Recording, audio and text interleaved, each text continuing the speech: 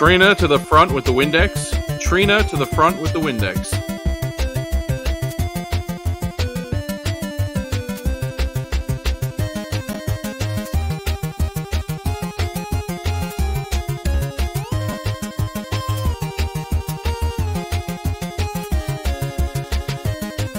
Oh, this is the countdown part.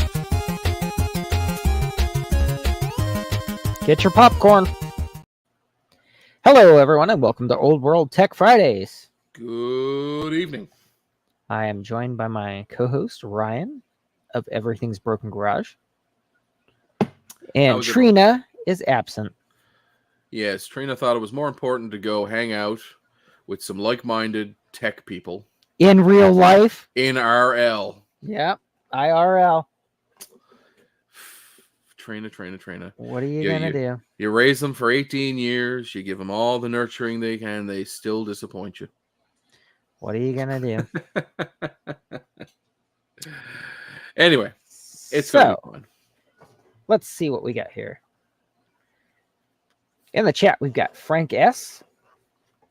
Hello, Frank. We've got JC. Jesus Christ is back. Eric from Eric's Edge. Hey, Hello, Eric. Jeremy's Vintage Hillbilly Shack. Hello, Jeremy. We got that Frodo Jedi guy. Keep an eye on him. Yep. Always up in the comments. Always there. Curtis Boyle. He says, "Hello, everyone. Back from Boat Fest Retro Gaming Show in Hurricane, West Virginia last weekend." So I used to live in the Morgantown, West Virginia area, and Hurricane. I got a question. Down toward Charleston, I believe. If Hurricane gets hit with a hurricane, what happens? I don't know. Are they like two negatives? Do they just cancel each other out?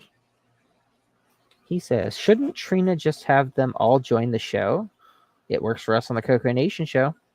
That's actually a good idea. Why did she not invite more friends to hang out? She could also be like a remote reporter. She could be like, now into the field with, Artie Fly in the sky.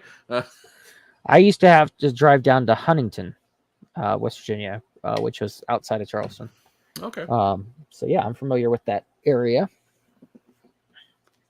I was actually born across the border in Pennsylvania. Yeah, I always forget how close Pennsylvania is to Virginia. I always expect West Virginia. Yeah, West Virginia. Well, it's also close to Virginia, but it's closer to West Virginia. It borders. Yeah, so in my mind, Pennsylvania, because I have family that lives there. In my mind, that's like above New York State for some reason. Like, no, so it's in my mind, New York. Yeah, but in my mind, that's how. Yeah, so I'm from the very bottom corner of Pennsylvania. So it was literally just drive right across the border. It's 15 minutes to Morgantown. Okay. So yeah. So let's see. That's all we got in chat so far. Usually more people pop in as things go. Yep. Well, I see we have 10 people watching, so feel free to hit that like button. Absolutely. And if like it's your and first subscribe. time here, we thank you for choosing us for your Friday evening entertainment. We know you have a lot of choice. Or we were competing against ABC's TGIF, so JC, when I was a kid, I thought Pennsylvania is where Dracula lived. You're not wrong. You're not wrong. He has a summer home there. That's right. Summer Palace. Yeah, Vlad the Impaler Summer Palace. It's anyway. So it's been a crazy week. It has. Ryan's had a crazy week because of school winding down. This is my busiest time of the year as far as work goes. Because bugs. And then Big Steve is here. Hey, Big Steve. Hey, Big Steve. Thanks for joining. Long time. No. See your talk. I almost asked if he was busy, but usually Steve's pretty busy. So I was going to see if he wanted to join us tonight. Oh yeah. But I didn't get a chance. Yeah. Well, Big Steve, if you want to join us, feel free. We'll send you the link. Yep. Hang on. I'll send it now. If you're busy, don't feel obligated. As Frank was saying, the bug season is upon us. That's right.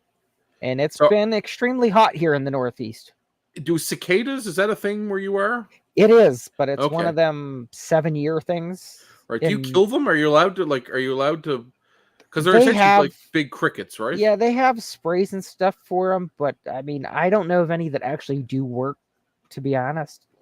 Yeah, it's kind of like stink bugs. There's not really, there's sprays they sell for it, but I imagine the thing says guaranteed to keep cicadas away for 7 years.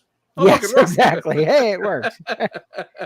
Yep. See, As much as I'd like to join, I'm only here for a few minutes. I'm getting ready to fly to Montana tomorrow. Oh, that's awesome. Glacier National Park. That's fantastic. Careful. Hope you have a good trip. My wife watches a lot or listens to a lot of true crime, and I can verify that a lot of murders happen in national parks in the United States. So yes, be vigilant. Be vigilant. Let's see. So I adopted a pet this week. Oh yes. The pet. So I got a Commodore Pet 2001 for my birthday, which was Tuesday. Black and edition. Yours is black. It arrived this afternoon, and it suffered some damage during shipment. The neck of the tube got cracked. So I am going to. I mean, the rest of it works fine. So I'm going to be working on a board that Rudy sells. Jamming this. Yeah, in that. I bet it there. So Rudy, from Rudy's Intel, makes a board, a video conversion board, that you can put in there to either convert to, I believe it's either composite or you can do RGB. So you can do HDMI too, can't you? RGB to HDMI, yes, converter. You can do that as well. Thanks, Frank.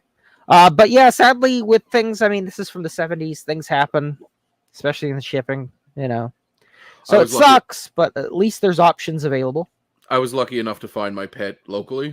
Which I never thought I would. I never thought I would own a pet, and then one magically, you know. Well, it's crazy for you living on an island how much stuff actually shows up. Like you find quite a bit locally. I think it's more along the lines because Newfoundlanders, where I live, have a terrible time throwing shit away. So a lot of times this stuff ended up in attics, and we spent a lot of money on that. So we can't possibly get rid of it. Can't get rid of it. No, that was $3,000 40 years ago. We can't get rid of that. You know, so a lot of it ends up in the attic. But there's also such a small group of collectors here that, you know, if it doesn't end up in my possession, it ends up in one of like 6 other people's possession. Yeah. Right. But that's awesome though.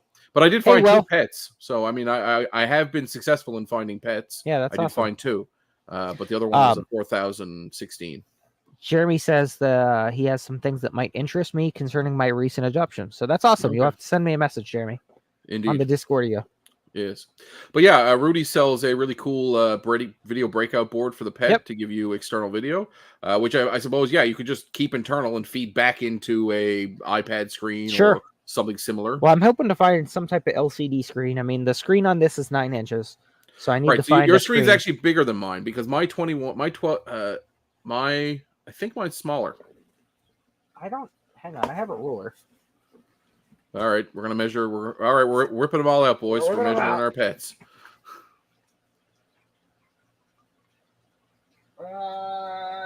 Corner to corner is 9 inches.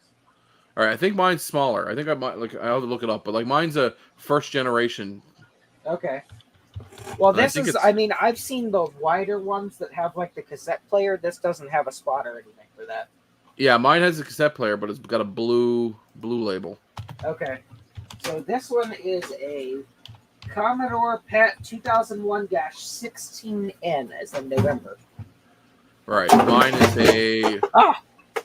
Mine is a 2001 from 1979. No. 1977. Rudy says, Ryan, I also have a mini board for video that will go inside the pet. Well, there you go. So Rudy has options for all the things. 1987, Rudy says. 1977, sorry, typoed. 77, yeah. You got that Goodwill one, Frank? No, I got this online. I bought it for myself for my birthday this week. Yeah, was it your wife and your kids were like, what do you want? And you were like, I'm going to get a pet. And they were like, okay. And your kids were definitely thinking, oh, we're going to get another cat. But then... That's all we need is more cats. All right. Yeah, right. But yeah, Jeremy, I'll hold off. So message me when you get a chance and then we'll chat. Okay, so yeah, and that's the other thing. If you can find somebody who has an old tube. So we've come to realize that the only two tubes that will replace it is another 2001 or an Amstrad monitor, an Amstrad 846 monitor is the same tube. I don't know, because I know some were universal. There might be even some Cub ones, possibly, because I know Cub were popular monitors at the time. Yeah, so you might be able to find. I don't know. Anyway, so we'll see. We'll see. There is also that project. They made the pet case with the LCD built in for modern computers. It's like a modern pet. So I don't know if that monitor is available separate and that it fits into the existing. I don't know. But I think I did see that board. But I think that's modeled after the later 4000 series, which has a bigger screen. Frank, you can use any 9-inch tube. Okay, cool. Wait, so what size? I wonder what size the classic Macs are, because I've got tons of those. I think they're 8-inch, aren't they? Yeah, probably. Let's see. I'm just wondering, are there any old like CRT televisions or something that might work? Let me see. Yeah, don't Google 9-inch tube either. That doesn't work out so well. Yeah, I'll have to look it up to see. Not getting any quick results here, so we'll see. I couldn't hear what size the current tube is. 9-inch.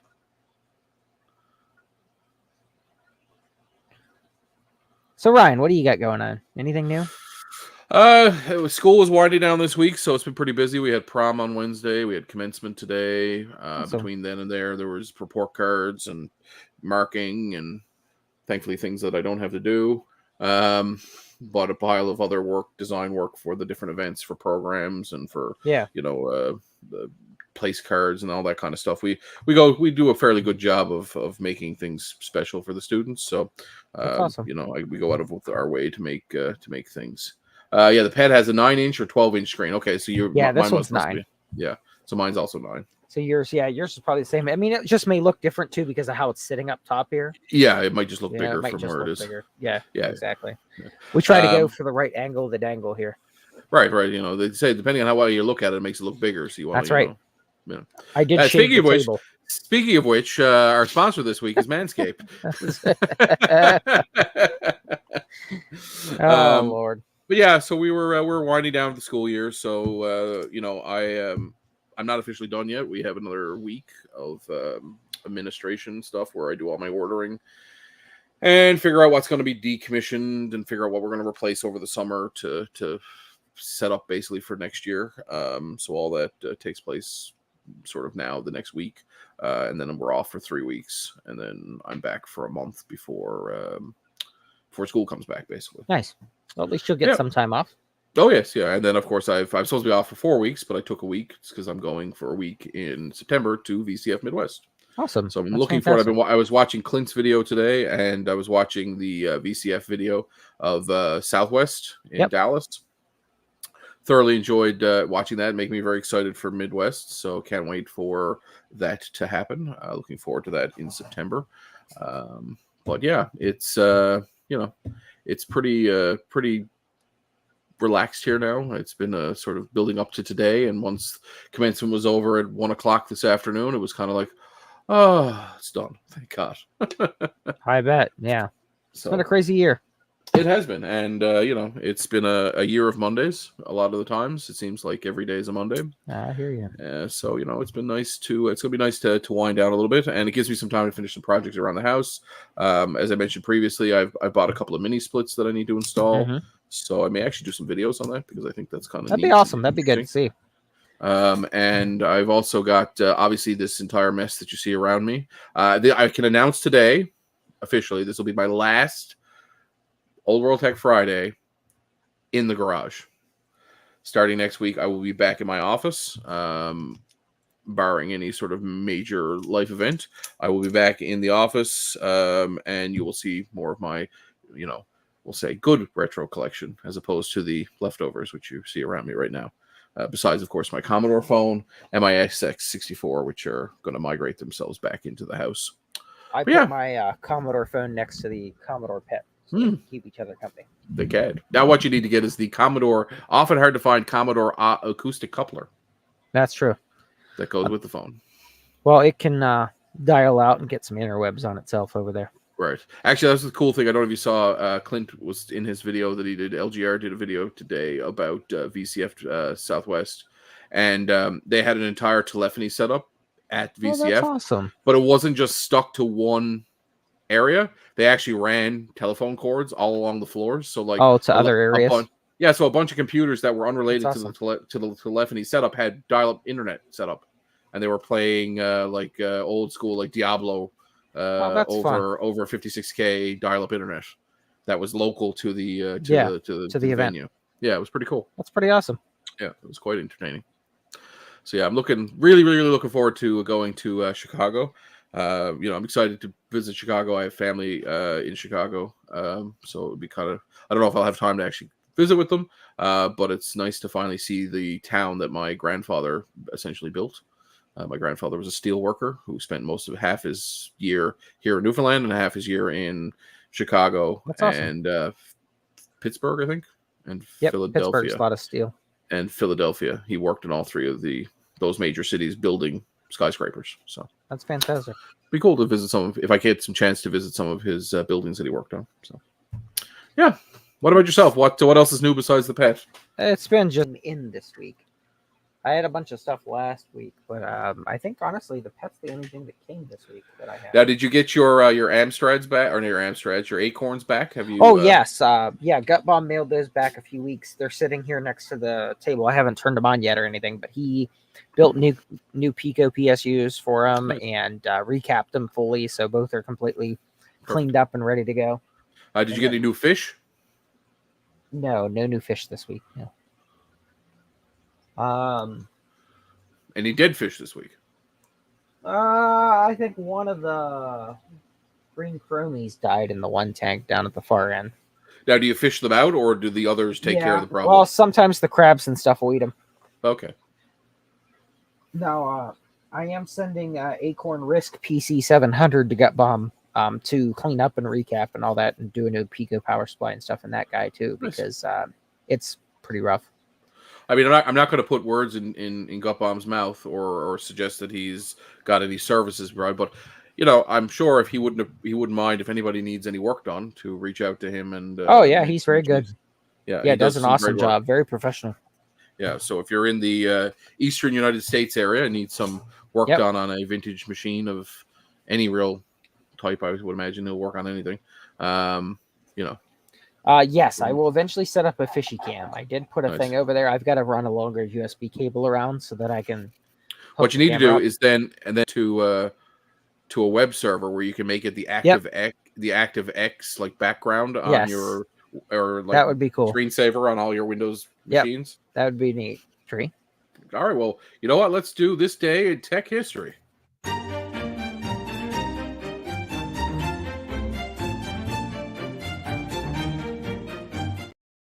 And while we're at it, let's do the rest of the week too, because apparently it's this week in tech history. Yes, it is this week in tech history. Yeah, because we do cover the whole week.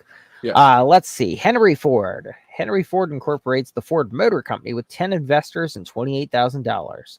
This was June 16, 1903. $28,000 in 1903, and it was a hell of a lot of money.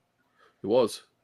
Ford will begin building automobiles on Mack Avenue in Detroit in a converted factory that previously produced wagons. This was Ford's third attempt at building a company that produced cars, and the investment was down to $300 before the first Ford was sold. Eventually, the Ford Model T would be largely responsible for popularizing the automobile to the general public, at one point representing half of all cars on the road. Let's see.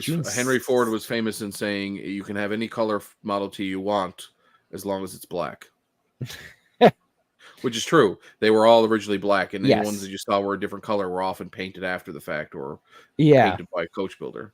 And the floors were actually made of packing crates that were used to actually the parts to build it came in. To build them, it came in. Yep, they recycled those to save money.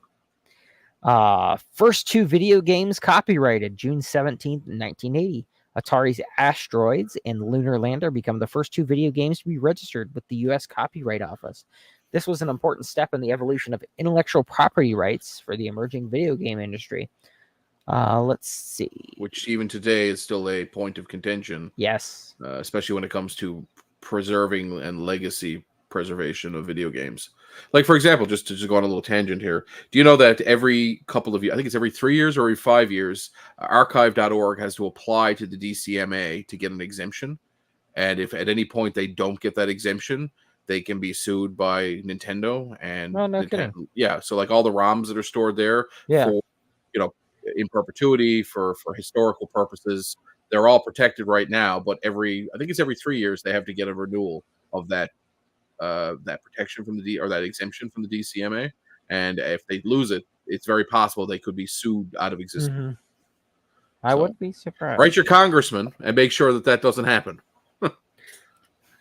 Let's see. June 17th, 1997, a group of users organized over the internet cracked DES, or Data Encryption Standard, the strongest legally exportable encryption software in the US to that point.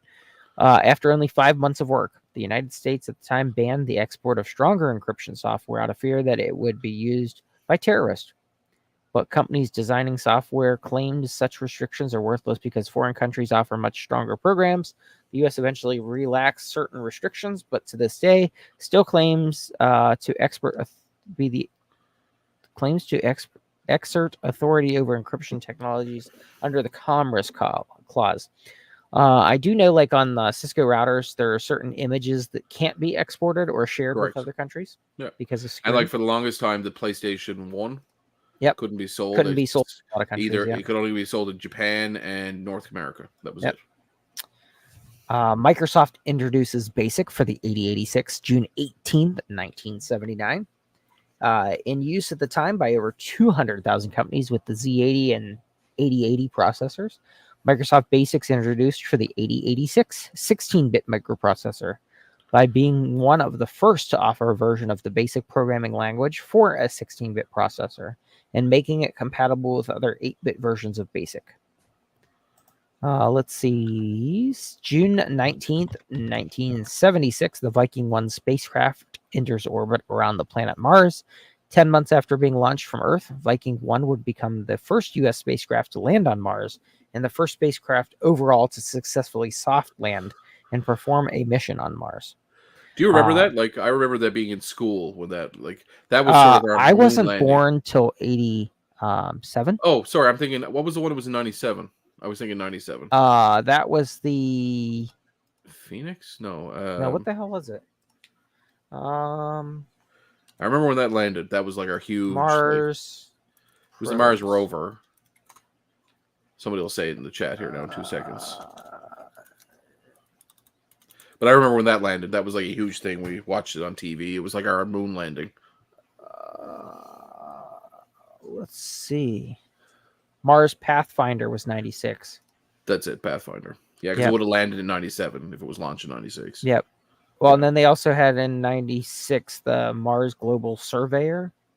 Yeah, they said dual once, didn't they? And Mars 96 was from Russia. But I'm guessing it's the Pathfinder because that was December, it's the Pathfinder. Yeah. 96. I remember successfully landed July 4th, 97. Yeah, there you go. Yeah, look, July 4th. That wasn't planned on purpose. I know, right? Let's see. What else do we got? We've got SEAC machine dedicated. The National Bureau of Standards dedicated the SEAC, the Standards Eastern Automatic Computer in Washington. First computer to use all diode logic, a technology more reliable than vacuum tubes, and was the first stored program computer completed in the United States. Magnetic tape in the external storage units stored program information, coded subroutines, numeric data, and output. That was June 20th, 1950. June 21st, 1948, the first program on the world's first stored program computer, the Manchester Small Scale Experimental Machines, or SSEM, is run. The first program was designed to test the computer's reliability and ran for 52 minutes, performing 3.5 million operations. And our last one, Spaceship One, the first private space flight, June 21st, 2004, financed by Microsoft co-founder Paul Allen. Spaceship One becomes the first spacecraft developed by the free market to enter spaceflight. Launched from a mothership named White Knight, Spaceship One flew just beyond the atmosphere into the threshold of space and then glided back to Earth. Spaceship One would later win the $10 million Ansari X Prize for the first non-government organization to launch a reusable manned spacecraft. Yep. Of course, it was Paul Allen. Yeah, so I mean, have you seen his octopus? His Oh my God. the boat, the new one, the Octopus 2, I think it is. It's friggin' massive. Well, one time Paul Allen was the richest man in the world.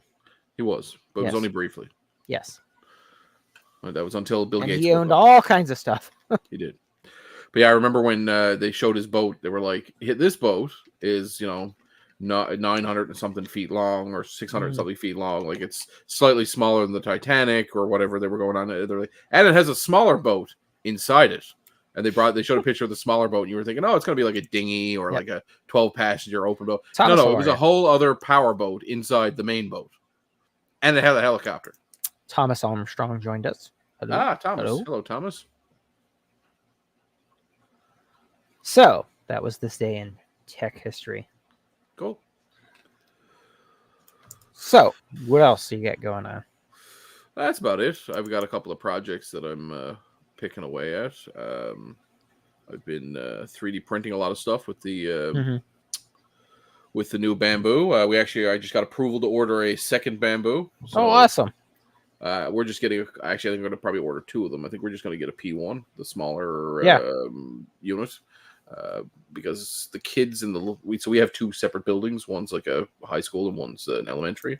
The elementary doesn't have any 3D printer, so I was thinking it'd be a great opportunity to give them something that's, functional.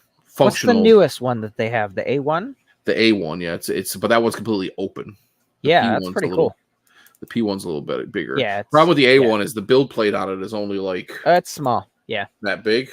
Like it's not super well, for huge. Elementary school kids, they're gonna think that's the bee's knees. Oh, 100%. And you can still hook an AMS up to it if you want to. But for them, a single spool is fine. Yeah, Larry Ellison. He was a crazy guy. Oh, from Oracle, yeah. Yeah. Funny. But not to be confused with John McAfee from McAfee. Oh my God, he was crazy as hell. He was batshit crazy. That guy was nuts. Yeah. He was off the reservation, that guy. Oh, he was nowhere near the reservation. CIA was after him and everybody else. Well, what's funny is it's like, what if what if the stories he thought were true? Like, that would be even more crazy. Yeah. All the stuff he came up with was just batshit crazy. Where is Trina? Trina is off hanging out with some friends in real life. Yeah, RL. And she didn't want to be online. Apparently cooler than us.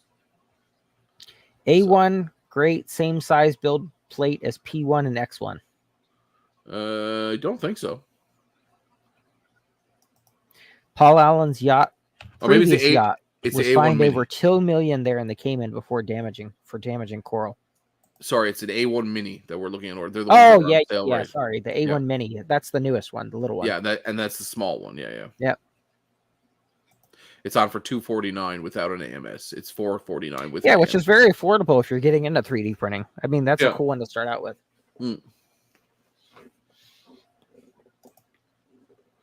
For sure. Let's see what else we get going on. I have a ton of projects. Tons of projects. But this week has been way too hot to do a lot of stuff. So, built a deck this past week.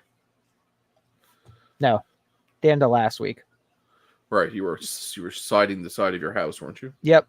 So I got the last side completely done. Monday. So it doesn't look like Monday. It doesn't look like a hillbilly shack anymore. No, it doesn't. Yeah, so it's completely sided. Looks a hell of a lot better. Nice. So got that done. I got to put the roof on the new.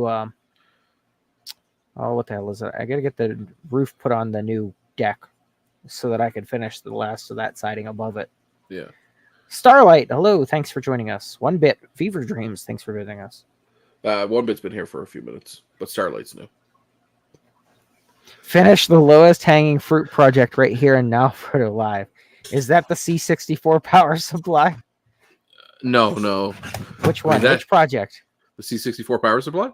No. He said finish the lowest hanging fruit project right here and now. I don't know what would be considered my lowest hanging fruit project right now at the moment. Yeah. Honestly, I need to put a video card in the IBM 5150 so that I can actually use it. Okay. Yes, because your monitor's bad. That monitor died. It did not make it.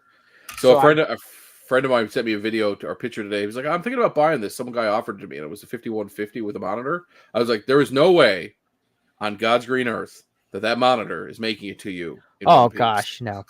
Well, the one arrived in a million pieces. Like that thing was like, oh my gosh, toast. Hey, Garth. Garth's here. Yeah, that thing arrived toast. So I did get a CGA monitor, but the video card that's in it doesn't support CGA. It was only monochrome. But I do have these two video cards, these ISA 8-bit cards, that I can put in. Now, are they VGA or CGA? CGA. These are CGA. Okay. I've got a bunch of VGA ISA cards. Yeah. Yeah, this is CGA because I did pick up a CGA monitor for it. Okay, perfect. But I do need to test out. I got 2 different Tandy 1000s. Well, I got 3, but I bought 2 recently. That I need to check out as well. I haven't had a chance to power them up and get them going. What are they? Just 1000s, SEs, SLs, TXs? What are they? So one is an SL2. Yeah. And one is an SX. Okay, cool. And then I've got the RGB color monitor CM5. Oh, the 5. Yeah, that's a good monitor. Yep. So I do need to get those powered up and tested to see. Cool. What's up with those? Sounds so good. I have a ton of projects.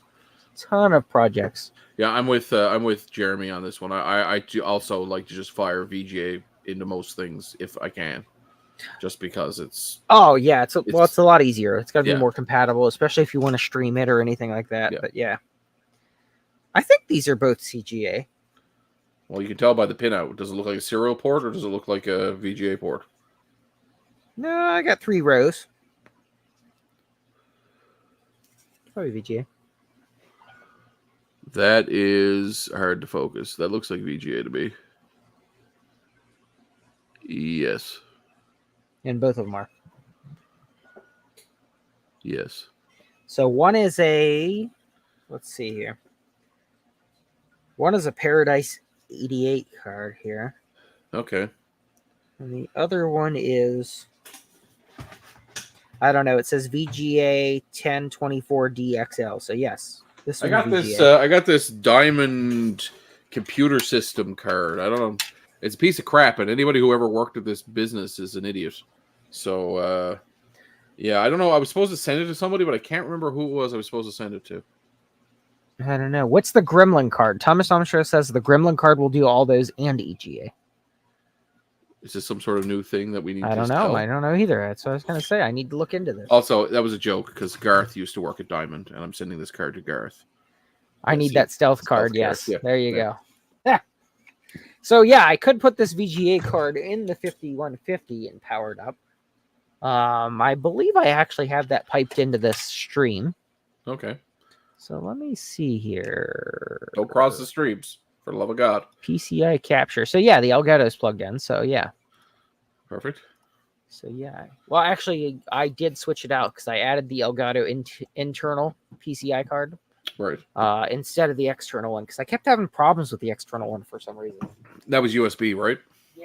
Yeah. It was flaky. But you bought that on Macari, didn't you? I think so. Yeah. Which is probably what happened. There's your problem. Yep. So yeah, I got that. I've got a few different things. I do have to order. I need to order a new RAM for the Coco 3. I've been saying that for like 2 months now. You have been, yes. Gremlin card is an 8-pick ISA MDA CGA EGA card. So yeah, I'm gonna have to look at that. Nice. Rudy needs 2 of the cell phone holders. No pressure. Yes, Rudy.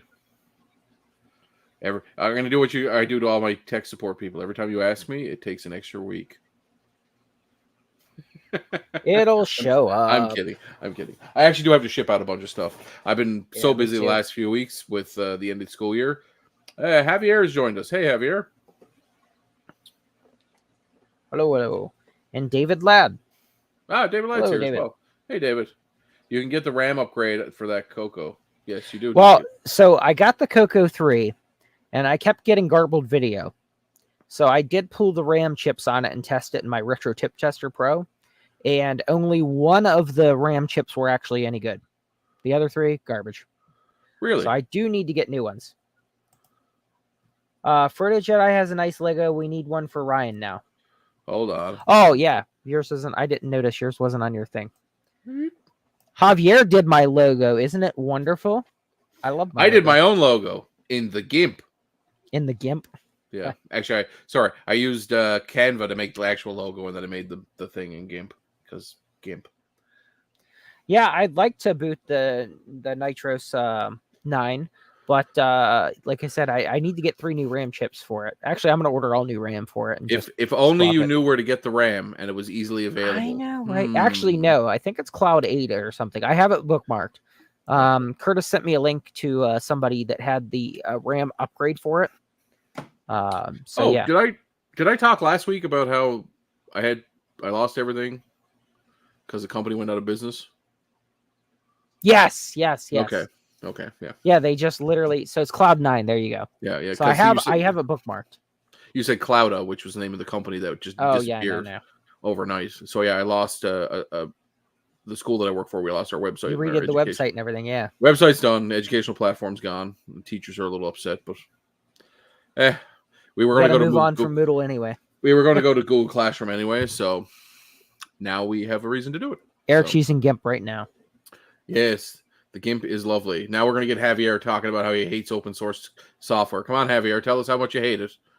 Oh, it's too difficult and too different. Yeah, release the GIMP. Release the GIMP. But yeah, I have. I'm trying to think if there's anything I can actually do that wouldn't take forever. The GIMP reminds me, and this is why I use it. It reminds me of Photoshop like 7. Oh gosh, yeah. Or like Photoshop 5. It has all the features I need and none of the shit that I don't like. I don't need a cloud login for stuff. I don't need a AI built into my. If I'm just editing a photo or I'm just want to take a background out of something, I just want it to be easy and work. What is it that Joe uses? He'll probably chime in here in a second. It's like not Print Shop, Paint Shop Pro. I think it's Paint Shop Pro. I think so. That's a good. That's what I started doing graphic design on, like back in the late 90s, early 2000s. Paint Shop Pro. Yeah, because it was hard to get a pirated copy of Photoshop at the time. I can remember, 10, 15 years ago, like it was so easy to get Adobe CS, especially 6, like Eric was talking about. People used to sell USB thumb drives with them on them, Adobe software, and they'd have the patcher and stuff on there. Yeah. Bird uses a text editor. Wow. He doesn't ASCII. All in ASCII, yeah. That's right. Before Adobe, I was using Photoshop 5.5 for my Windows 95 days. I think I was using 7. I feel like it was 7, like 1999, 1998 it came out, I want to say. Oh, yeah, you mean distributed backup. Yes, sorry. Yes. Shared backup of Photoshop. It was registered to some university, I remember. Off the wall question, out of curiosity for Frodo Jedi and Old World Tech Fridays, do either of you own a computer from another country? Yes, I own multiple computers from other countries. I have. What do I have that's from another country? I've got BBC Master. I've got BBC Micros. I've got BBC One. BBC I've got Two. 3, 4, Acorns? 5 different Acorn computer models. What's the you have an Amstrad, don't you? I have Amstrad. I actually have a Dragon 32 right here. Right. I've got the Amigos. Right. I've got a 500, a 600, a 1200, a 2000, and a 3000. The coolest thing that I own is from another country, and it's technically not from another country because it's from Canada, but for you guys, it would be from another country. Yeah, that's true too. That's very, as Garth says, what does from another country encompass though? Because most of my Apple computers were not made in this country either. No, I guess they mean like the parent company. Naboo, there you go. So Naboo's from Canada. I have a Naboo. Yeah. I have a Commodore, very rare Commodore filing cabinet. I have a Chinese Apple too. Yeah. What the hell did it say on it? Oh God. Shit, what was it? Because when we booted it up, it said this is the name of the company. It was like Panda. No. What the hell was it? It's the Brazilian, is it? Or no, it's Chinese, right? No, it's Chinese, but I can't remember what it actually says when you turn it on. Instead of Apple II, it says, "Oh shoot, I'll have to find it and turn it on." Jeremy reminded me, I have a collection that I have no use for because I don't own a Sinclair of Sinclair software. Some of it's still sealed in the tapes. Yeah. Well, I have a ZX Spectrum. Yeah, I'll send it to you. And I have an 80. What the hell is it? A Z80 or not Z80? Yeah, I have a Z81. Z81, yeah. That's what I have. Anyway, I have a bunch of tapes that I bought at auction years ago. For the Jedi, yeah, I have a Tango Dragon, which is basically a Dragon 64, just the NTSC version. Right. Yeah, so this Dragon 32 is actually complete.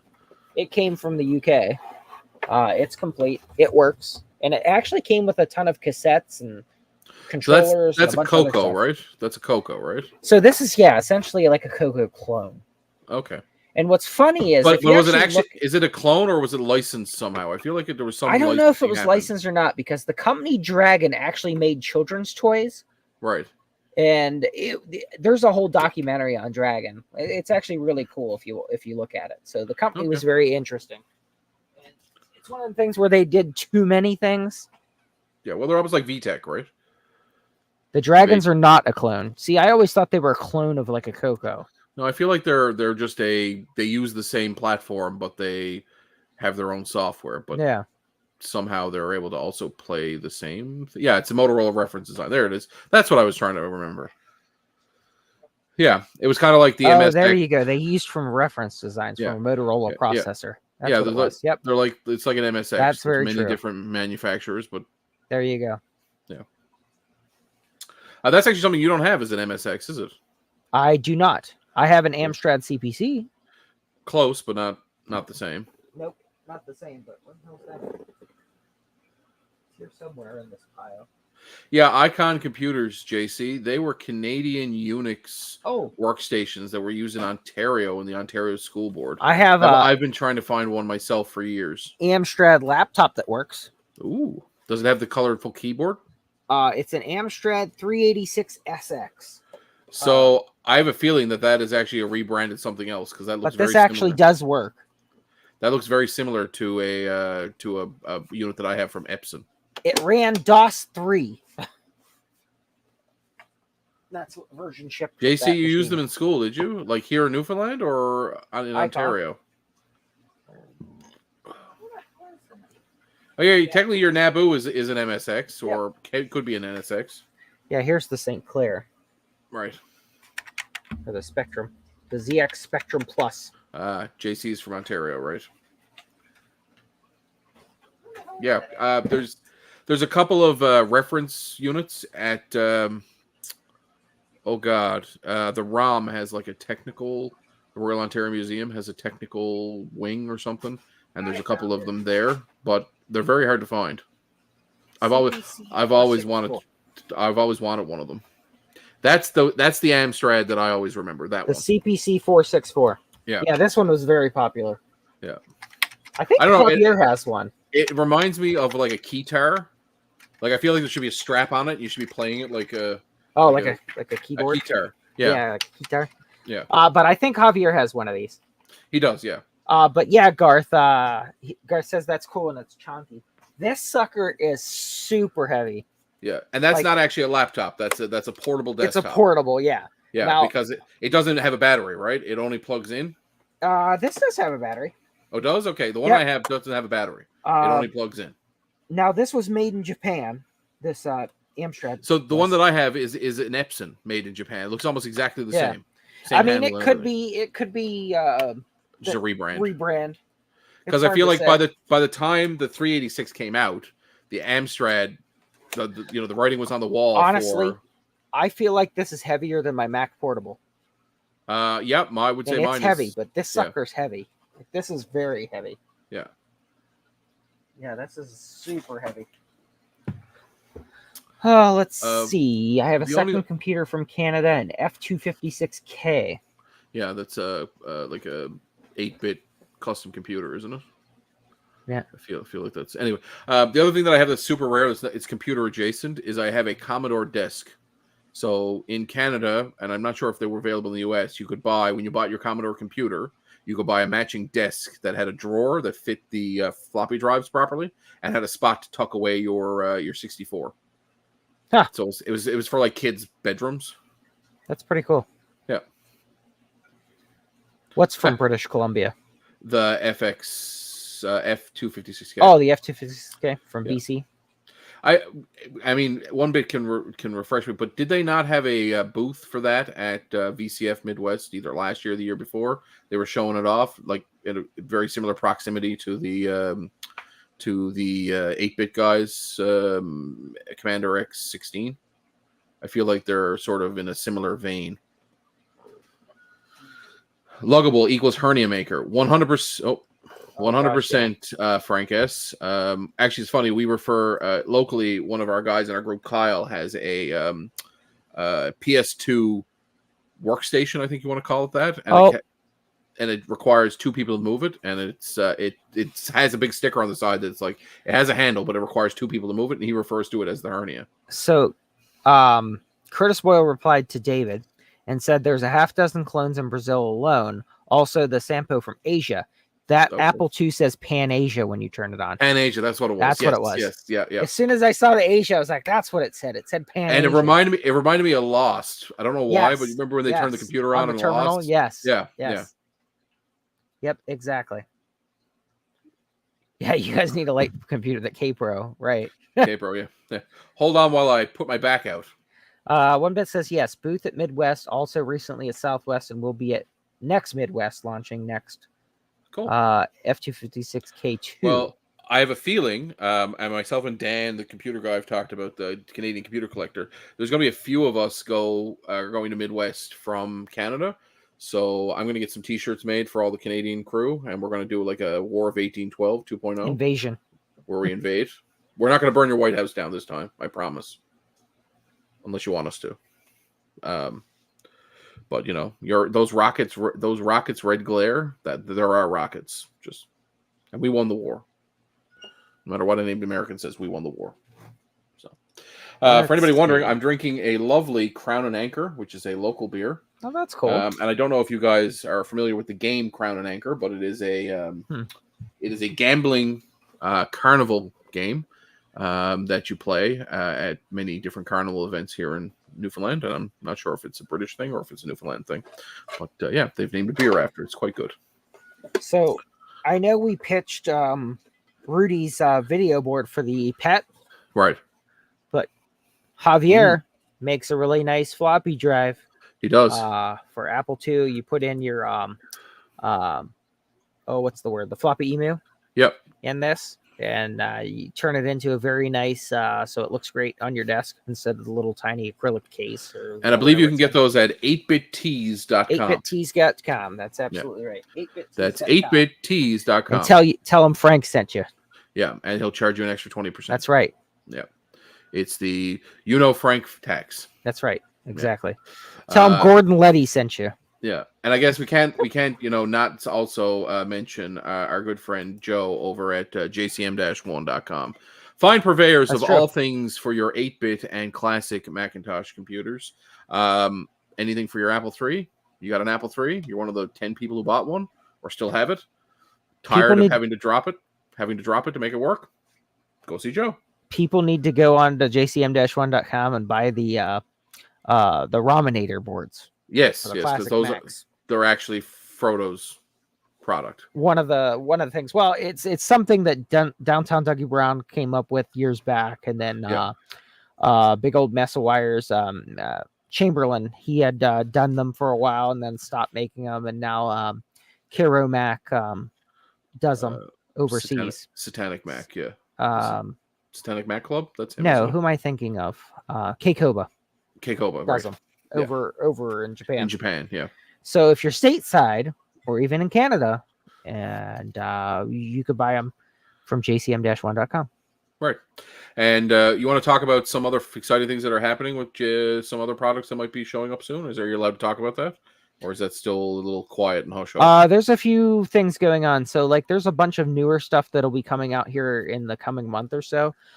We do have, we'll be having Fuji nets for sale on jcm-1.com. It'll be one of the things that Sloopy will be building and getting out there that I'm producing. There are also a few other things that are on there coming up as well. I know that Sloopy and RetroTech Chris had some ROM sim, or not ROM sims, but some actual 30-pin sims for PC. Right. That are on there. That'll be coming on there as well at some point here soon. Nice. So a lot of things going on, a lot of projects going on. So definitely check out Breeze Retro Intel, jcm-1.com, and then 8bittees.com. Yep. And also do a little plug for the Pico Gus. If you absolutely, haven't experienced the amazingness that is the Pico Gus, you're doing yourself a disservice. For the cost of, I believe, $45 US, you can have one amazing sound card for your early IBM or IBM clone. It does obviously the Gravis ultrasound, but it's also capable of doing Sound Blaster now, I believe, as well as, and again, I could be wrong, but it does AdLib, if not mistaken, or does. I think so. Yeah, but it's also a really cool package. It's a really cool device. Definitely recommend that if you're looking at, especially if you look at the price of actual Gravis ultrasounds these days, they are not cheap. And so, if you want that sound, but you don't want to have to fork over several hundreds of US dollars, then definitely recommend the Pico Gus as a fantastic alternative. And I think a lot of people in our chat probably have already ordered or have already purchased or have one. So you get those at jcm-1.com. You can also purchase them at VCF Midwest. I believe that the purveyor inventor of the Pico Gus will also have a table again this year. So if you're like me, it is Joe. It is Joe. Joe's here. Hey, Joe. So yeah, apparently does AdLib, Tandy 3 voice, Game Blaster, MPU 401, MIDI, Sound Blaster, Gus, USB gamepad. The only thing it doesn't do is make you a sandwich, but I hear Joe is actually working on that. So don't hold them to it, but in the future it will make sandwiches. I've got 2 of them here somewhere. I bought 2. Yeah. Joe is also like Beetlejuice. If you say his name 3 times, he magically appears in chat. So. Yes, we were telling people need to go down to jcm-1.com and purchase all things retro. Yes. And not just retro. I mean, yes, retro, but not just bits and pieces for your retro computer. They also now, much like 8-Bit Tees has apparel, so does JCM-1. That's right. Do you want a kick-ass pair of, I'm going to say, I'm not going to, so we don't get, what's the word? Trademark infringed here. 80s Hang on. computer vintage shoes. You can get them at jcm-1.com. And they're very appropriate for this month, seeing it is Pride Month. See if I can pull them up here. Let me share the screen here. Present. Share screen. Shoes. Who wants these shoes? Look at those. They come in men's and women's. But what's cool is the tongues on them are green. So you've got all the colors. Great for Pride Month. Great for retro Steve Jobs cosplay. It's great. And also 8-Bit Tees. You can't go wrong with an 8-Bit tee. That's right. They got a lot of different tees on there, but not only that, but Javier has the Apple II disk drives. He's got the what is it? The joysticks. Yes, he's got on there as well. Apple II joystick repops. I'm not going to say what he's currently working on, but he's got some very cool. Oh, wrong stuff. Site. Hang on. Oh, post the link. Wrong site. Oh, well, you could hang on. Not it. It's 8bittees.com. I think I typed it wrong. It's double T in the real site. Okay. Well, we have egg on our face. Anyway, there you go. There's the logo. There's the logo. There's Canvas Fest or Kansas Fest. 8-Bit Tees. Yeah, there you go. You can see some of the other equipment that he makes. Like you said, the joystick. He also makes a joystick adapter. That I believe isn't that project he has, or some sort of joystick adapter. I believe that's it there. I can't click on it because it's on your screen. But yeah, there you go. Joystick adapter, yes. That's this. The Capro joystick adapter. There it is. Only 2 left in stock, folks. Oh, you better hurry up now. That's right. But I know for a fact I'm not going to mention it because it's not public knowledge yet. But he has some very cool things coming out. He showed one earlier on Discord that I am personally very excited about. So I can't wait to see that, and it's going to be awesome. And actually, going back to what myself and Frank were talking to about before we went live, I really want, and I'm going to task Joe because it's right up Joe's alley. I really want somebody to make a replacement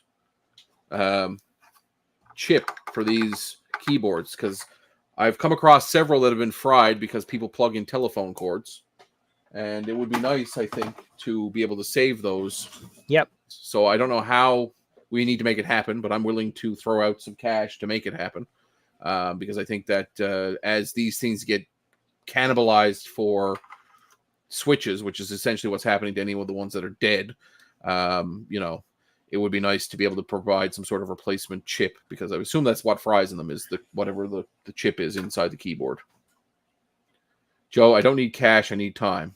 Well, yeah, it's on Joe's list, but to be it's honest, on his list. Joe's list is longer than the Homeland Security watch list. Please tell people to stop saying. So here you go. Stop sending things to Joe to be fixed. Send it to Gutprom instead. Buy things from Joe. Buy things from Joe. Don't send him things to fix. And now, Joe, you have more time. You're welcome. Garth said, I asked Joe, and if I recall correctly, he said, no way. I assume that was to him fixing something for you, Garth, and not the keyboard replacement. But anyway, the other thing that I have, which I finally got around because I'm going to have some downtime to finishing, is my SX64 keyboard replacement. I do think that came out very nicely. Yeah, so I 3D printed. So this is just a standard Commodore 64 keyboard, which I'm going to, and I say this every time because I can you guess which key I actually printed? I had to replace one key. There was a bad stem and there was a bad key, and I replaced one key. But can you tell me which key was replaced? I think the printer did such a brilliant job. I know. It's camouflaged. You could barely see it. You can barely tell, right? So anyway, Joe says his existing keyboard encoder can be resigned to do the thing. He just needs time to do it. Oh, perfect. I didn't realize that it was that, doable. I thought it was going to be like send it to China and have them reverse engineer it so that we can make them again. Well, that's awesome, Joe. I'm very excited about that. So I will keep hoarding my broken keyboards till such a time that I can buy a bunch of replacement chips and then have a large retirement nest egg of early Macintosh keyboards. Ryan, Jeremy wants to know if that keyboard case is your design. It's not my design. I actually borrowed it from. It's the same design as the European Commodore desktop, I think. I can't remember what it's called. It's like an 8000, something 8000. So I took it and I modified it very slightly to be able to print it on my first. So I had to split it in half, and then I modified it to fit. There was a notch or something that it didn't quite line up, so I just modified the STL file. But yeah, so basically, if anybody knows the SX64 is you can't get the keyboards for them. They are unobtainium. But the pinout is well documented, and I have an adapter that takes this to basically like a printer port, like a parallel port, awesome. DB, what is that, 30, 20? I don't remember. Anyway, converts it to this, and then I have a cable that I made that goes from this into the SX64. And yeah, so I'm excited that I am going to be able to actually use my SX64 because I haven't been able to use it since I bought it. Yeah, DB25. There you go. The Mac 128/Plus keyboard is not that complex. Okay, perfect. So that's awesome. That's awesome. Well, Joe, if I can buy you time or figure out a way to get you time, let me know. Well, once you get that cloning machine up, Joe will have a lot of help. Listen, I tell you, every time I set up the cloning machine, it just creates more Jeff Goldblums, and they turn into fly creatures. Oh boy, it just keeps happening. I don't know how to fix it. I've tried really hard, but I just have a room full of slightly malfunctioning Jeff Goldblums. Jeff Goldblums. I mean, it's funny. I open the door and I get a good chuckle, but I got to throw buckets of sugar water in there every now and then so they don't die. because I don't want to deal with the smell. And Yeah, there you go. Do Joe's IT customer work for him on a contract basis, and we can do the thing. Well, how about I show you how I do some of my work? Automate a bunch of my work. That makes it a lot easier. That's right. Especially with the tool that we both currently use, which is deadly, by the way. Anyway, cat's ass. Brundlefly, Brunelfly, I don't know what you're saying, JC. I don't know. We're over our allotted time. Oh, it's 1 hour. Wow, we actually I know, right? We waffled through an hour with actually That's nothing right. to Without talk Trina. about. I know. And the sexual innuendos were kept to a 25%. At least. So yep. I'm excited. Our HR department will be happy. Yeah, well, I fired the HR department. Speaking of, I got a little side story. So there's a Polish game design company that was looking for a new game designer, and the criteria on the actual interview, like on the job description, said that they had to be willing to do at least 1 to 2 hours a day in a sauna, and it was non-negotiable. That's interesting. Yeah, and apparently the head of the company said it's because they're designing some sort of game that involves saunas, and they wanted to make sure the person knew. And I was like, okay, that's weird. I think Mr. Cheezel runs that company. Yeah, that's just like, oh, and towels are optional. It's like, oh, interesting. Oh, yes, obviously. Okay, now I understand the reference. Yeah. That's a great movie. For body, like if you like body horror movies, that is one. That and The Thing are terrifying. For like, good not animatronic. What's the word? Claymation, animatronic, CGI or whatever. No, it's not. That's the thing. It's not CGI because it's all before CGI. So it's all like real effects. They're all like RL effects. Yeah, it's fantastic. So is it like Nightmare Before Christmas with the claymation? No. Some of the prosthetics, I guess, are similar in like how they're designed, but they look real. Like they, Oh, no kidding. Like, have you seen The Thing? The yeah. Yeah. So it's like The Thing. The monsters in The Thing are all real things. They're all real. They're not CGI. They're not they're not drawn or anything. Yep. It's a great movie, and The Fly is a fantastic movie. Interesting. Did you ever watch the story of Rick Ho? I did. I watched it years ago. It's excuse me. It's an interesting one. Yeah. Who recommended that? Somebody recommended me that movie years ago.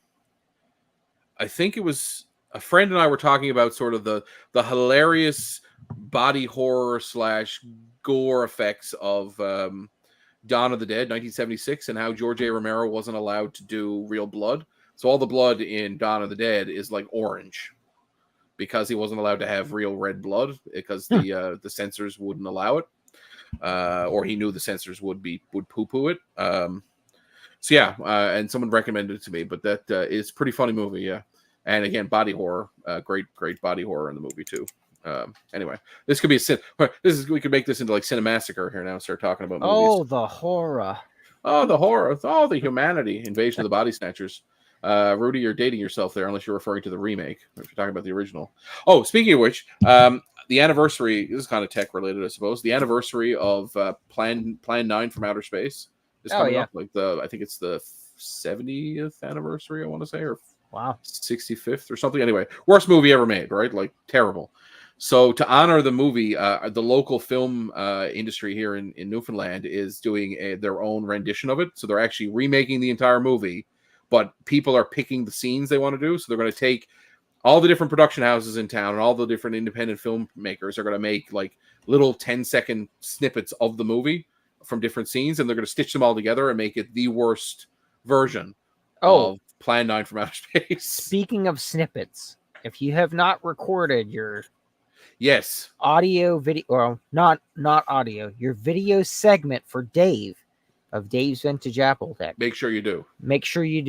He would like all videos sent to him as soon as you can, because for those who don't know, he's doing it. For those who don't know, he's doing an Apple remake or Macintosh remake of the Keeping Up with the Commodores. The Commodore Salute. Yes, so you need to sit in front of your classic Macintosh, turn and salute the camera. That's right. Because he's going to compile that into a new montage video. So yes, for those of you who have not filmed and submitted your entry, please do so that Dave can compile those. Indeed. Please and thank you. He needs it by July something, I think he said. I can't 6th, remember. I want to say. He sent it to me today. Hold on, let me go. Yes, me too. Let me just go back to my chat here real quick. So please do submit your submissions to Dave. Commodore Salute, like done by July. So sometime in July. In the next week. Within the next week. Do it. Yeah. Do it. And Cool. it's what, 7 to 10 seconds? Yeah, if long, that. but it's Whatever it quick. takes. Yeah. Yep. No audio, just video. Yeah. You literally just type in and then you're doing whatever and you turn and you give the Commodore salute, and that's it. Cool. Please and thank you. That's been your public service announcement for today. Yes. So as we wind down here now, as we get into our 1 hour and 5 minutes of live streaming here, we got 16 people watching. Is there anything you want to talk about? I guess we could mention who's streaming this weekend. Oh, that's true. Does Eric have a stream tomorrow? I don't know. I didn't see any announced, but let me just check my YouTube. I know Big Bad Biologist streams at noon on Saturdays. And I'm not sure if Tech Ambrosia, she didn't stream last week, but I'm not sure if she's streaming this week. Again, I'm just going to go to because usually YouTube is terrible. Is anybody else having trouble with them, like YouTube not telling you when stuff? The notifications, yeah. And I'll tell you the other one that's bothering me now. All my Twitter, all my X notifications happen like a day after the thing. So like the other day I was looking at it, I was like, oh, there's a lockdown at a school locally. I was like, oh no, what's going on? I opened it up. It was, it was yesterday. Well, good thing it wasn't, something terrible. Big Bag Biologist isn't streaming this weekend, I don't think.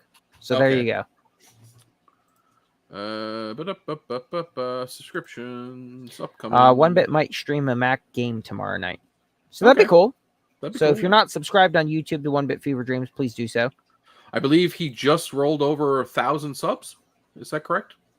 Awesome. I think I thought I saw a post about that. He'll correct me obviously if I'm wrong, but I thought I saw that he rolled over 1,000 subs. Rudy says yes. YouTube is doing a bad job, and it is doing a terrible job on notifications these days. Because my phone used to blow up all the time. Now it doesn't until the stream actually happens, and then sometimes I don't even get those. Yeah, very odd. Yeah. And then of course Dave is streaming on Sunday. I assume that's still a go. Every Sunday. And other than that, last Sunday was the Retro Repair Roundup, so no Retro Repair Roundup this Sunday. Yeah. Right? 8-Bit says he's at 110.27 now, so that's good. Congratulations. That's awesome. Fantastic. Well done, sir. And I guess the next Retro Repair Roundup I actually think is not 2 weeks out; it's 3 weeks. Is that correct, Joe? I believe it's like the 12th of July. See, the only one I know ahead of time is Justin because he sends out like a list. Or 13th or 14th. Yep, Coco Nation is tomorrow, 2 p.m. Eastern, I believe it is. So if you want a good nap, I recommend the Coco Nation. Sorry, I have to do that because that's what Trina says. I watch the Coco Nation and I don't find it boring. I find it very entertaining. Yeah, I think it's interesting. Yeah. I will say the Tandy collection at Southwest this year was pretty impressive. That's pretty awesome. I've watched a few videos of people. They had their own room, like their own, and it was in a different building. So it's a weird like, and if you watch LGR's video, he kind of compares like Southwest to Midwest, and he says the campus layout is a bit different. It's a bit more chill, but it's like everything is spread out, and there's a lot of like stuff he didn't know about until several hours into the day because it was not necessarily well. I guess not laid out, but told. Like there was a map, but it was kind of hard to read. And anyway, it looks like a pretty cool place to visit. Whatever the campus is, they have it on at some university. So, but yeah, pretty awesome. Cool. Other than that, I don't think I have anything else to add. Frank, you're not doing anything this week? No, I've got some stuff going on. I got to finish up that car repair if it's not raining or 100 degrees outside because it's been awful hot up here. They have these things now called garages. Yeah, but that's awful expensive for auto repair. I figure the time it takes me to do them, a lot of times it's considerably less expensive. But then you can get yourself a nice car and keep it in the garage. That's true. But what's the fun in that? Actually, I think I only have a few scars from old computer cases, but most of the scars on my hands are from working on vehicles. That's funny. Yeah, same here. My hands are beat up from computer. Well, years of computer cases. Yep. Specifically, late 90s to Oh my mid God. 2000s. Yes. Everything was sharp. Because for whatever reason, they decided around that time, they're like, you know what, these cases need is less steel, and That's right. steel we do use, it should be made by Gillette. Yes, exactly. So this is all the scraps they didn't make for like razors. They're like, if we don't fold this edge, we save $1 million in production. That's true. So we're just going to do that. Yeah, I'd say like a lot of the scars I have are from computer cases, but more so auto repair. You know, there's a video I should do. Shaving with old computer cases. There you go. Just take sections of old computer cases. Take a hunk out and shave. Can I shave with this? What's that? What was that? What was that Blade show where they would Fortune Fire? I think is what it was. Fortune Fire. This blade will kill. Yeah. Yeah. We'll just like this case will shave. My favorite was the guy who went on. He wasn't even a blacksmith. He just cut out the shape of a knife. And then just sharpened it with the with the grinder, and he's like, "I made a knife." I'm like, "That's he got a participation ribbon." Yeah, they literally just took it and went. That's actually a good idea. Have a vintage automotive chat stream for the gearheads, because technically the Ryan's channel, Everything's Broken Garage, essentially is such. Yeah, all our heritage videos, but myself and my YouTube partner Sean are us working on rusty garbage. Yep. And getting tetanus shots constantly. Well, I need another booster. Oh, that one's pretty rusty. I need another booster. Need another booster. Yeah, listen, to be honest with you, I would be bankrupt if we didn't have universal health care for the amount of tetanus shots that I've had. Oh gosh. Although technically they're not free. So anyway. I digress. So yeah, thanks guys for joining us this evening. It's been a blast. Hit that like button, hit that subscribe button. If you got any comments, questions, queries, qualms, or you want to join us some evening, feel free to reach out to myself or Frodo Jedi or Trina. Next week we will actually have a new segment we're going to call "Where's Trina?" Where's we Trina? all guess it, and it's going to be in the vein of "Where in the World is Carmen Sandiego?" That's right. Yeah. That's right. It'll be fun. It'll be a great new segment. Fun. Yeah. So thanks, guys. Like I said, hit that like and subscribe button and make sure you share this with your friends. We know you have a choice in your Friday evening entertainment, and we appreciate you being here. Thanks, everyone. Have a good one.